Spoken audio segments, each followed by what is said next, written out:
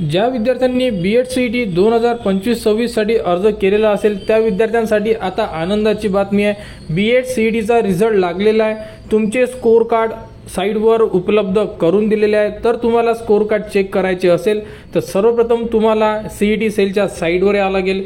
साइटवर आल्यानंतर बघू शकता CET एक्झामिनेशन पोर्टल 2025-26 चं तुम्हाला ऑप्शन दिलेला आहे, तिथे क्लिक करा।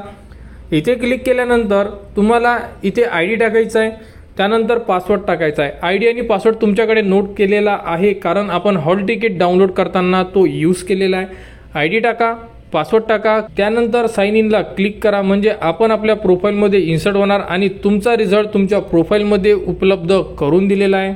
लॉग इन केल्यानंतर अशा प्रकारे तुम्हाला संपूर्ण ऑप्शन दिसून पडेल। यामध्ये तुम्हाला सर्वात खाली यावं लागेल।